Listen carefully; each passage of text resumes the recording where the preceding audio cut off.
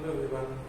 So here we'll continue with the chapter semiconductor electronics. So I had given a basic introduction, a very simple meaning introduction to you all in the previous class in the previous video. So in this video we'll be moving on with a little more in depth of what is semiconductor, why it is called as a semiconductor, and what are the other things related to semiconductor. Okay, the science of semiconductor. So I will give you on a complete detail, which is probably a little more than the textbook, and which will help you all to remember the topic more than simply writing it in the exams. Okay, so I want you all to listen to it with a patient mind. I know the portions are going slow and etc. everything, but yeah, the knowledge what you gain should not be limited because of this particular situation. Okay, so I want to give you all the best knowledge, whatever I know and whatever I have understood and read and gone through the subject. So I want you all to understand what and all everything is there in the subject. Listen to it patiently. Don't think about the portions. Don't think about the exams. Don't think about what is happening all around the world and all.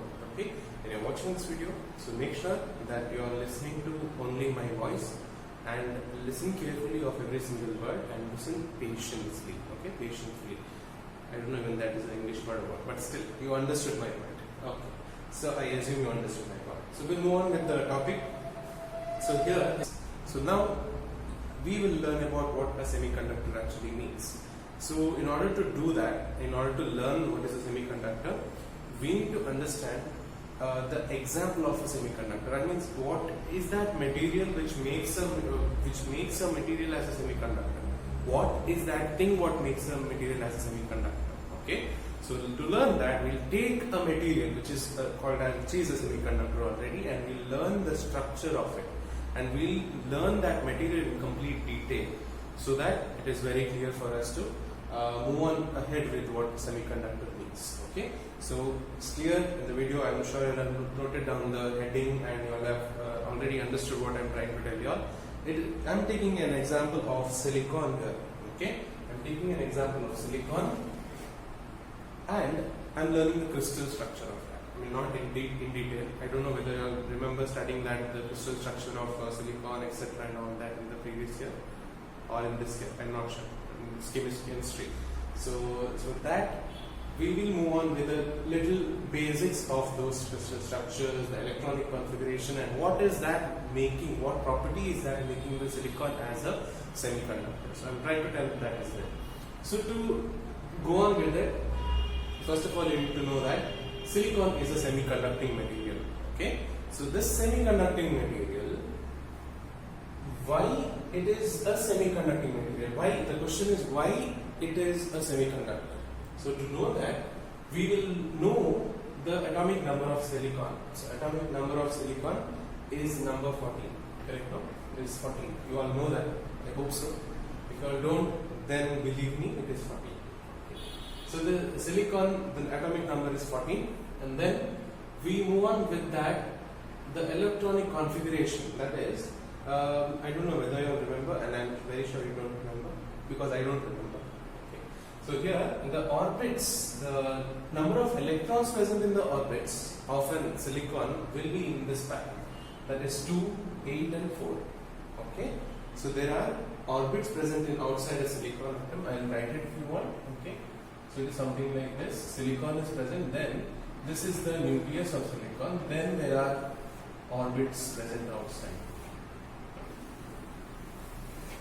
Okay. So the firstmost orbit is going to contain, first orbit is going to contain 2 electrons. Okay, this 2 here, and then the second one contains 8. Randomly draw it 8, 5, 6, 7, 8. Okay, then goes the last electron, last orbit containing 4 electrons in it. Okay, so this is the orbital structure of silicon.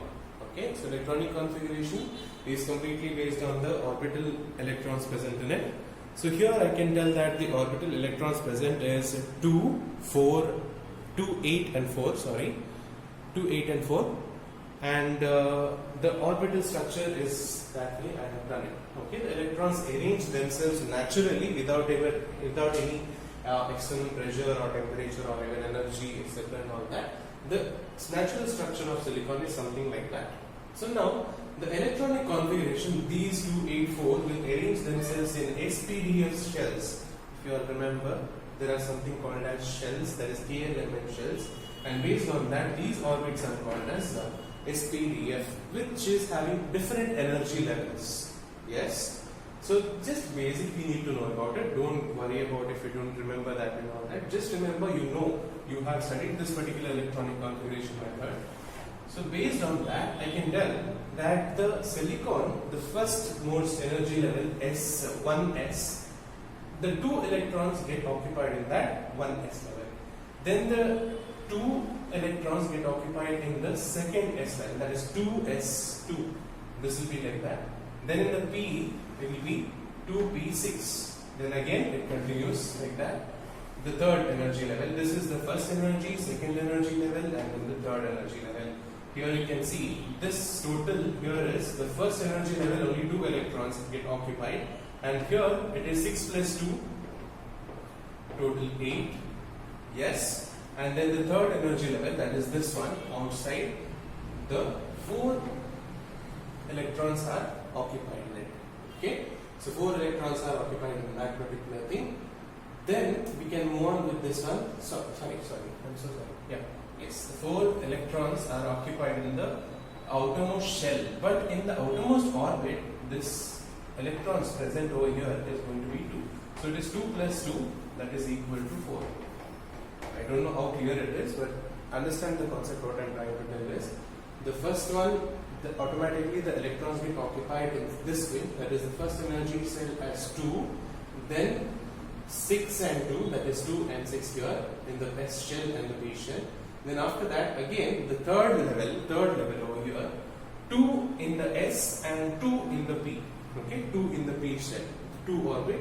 The S shell, it occupies 2 electrons, and then P again 2 electrons. So now you should know some more things saying that this portion of it, we'll write it again here.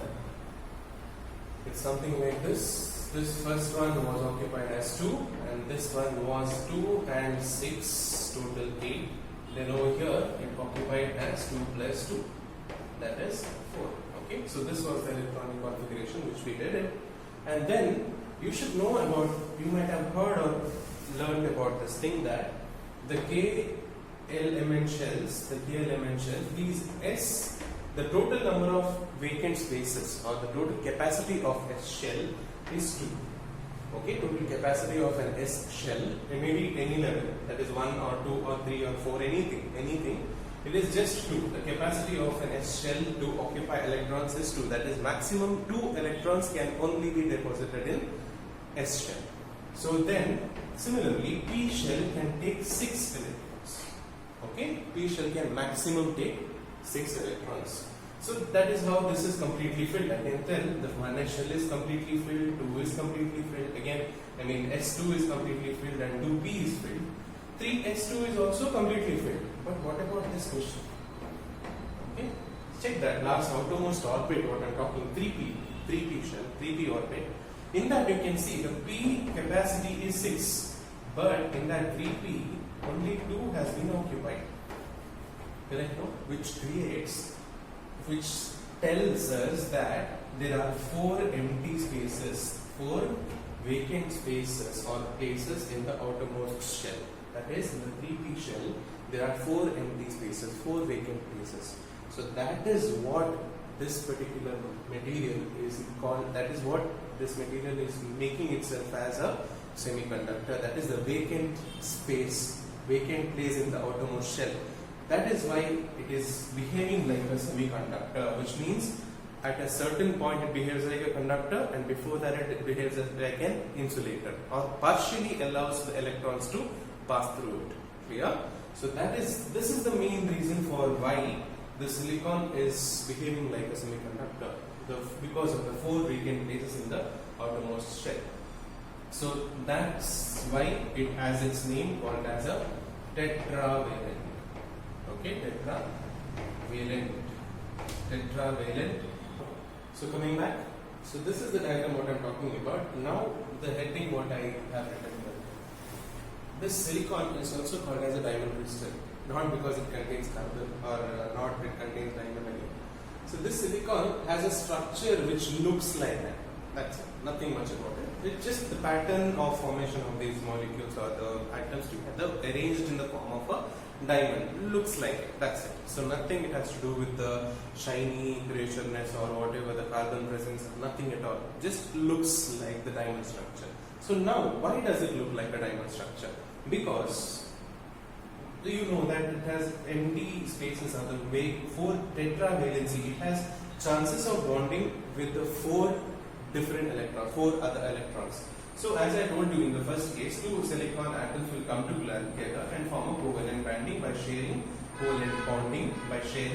two electrons with each other. Okay, but what happens to the three other things? There are three other empty spaces.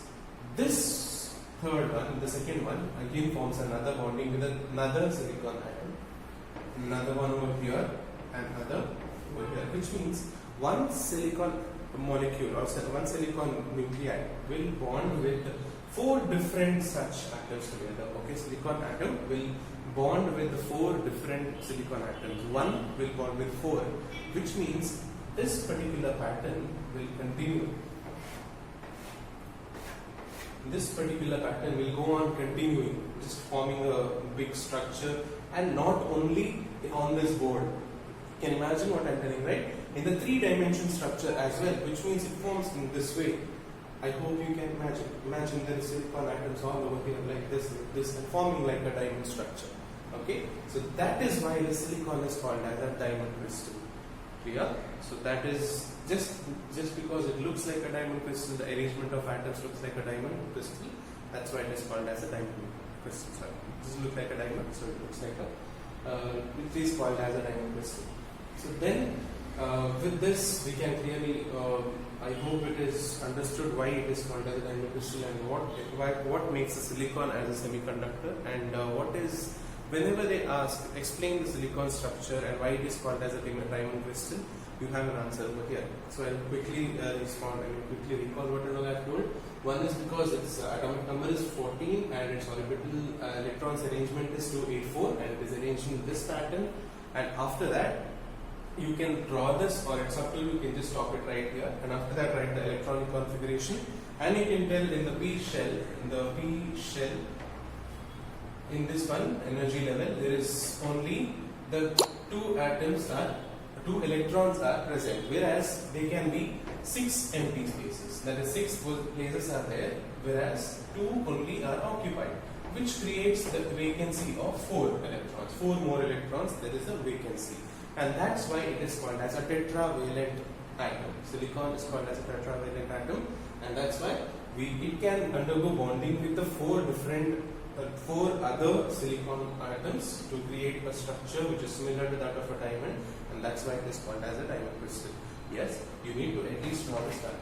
Clear? So you should definitely draw the diamond structure diagram, and you should explain that particular thing. Okay, for exam point of view. But still understand this particular topic in the knowledge point of view. I hope you all can imagine this crystal structure formation as well as the covalent bonding which I told you all. Imagine that, and I will go in depth with this topic even further in the coming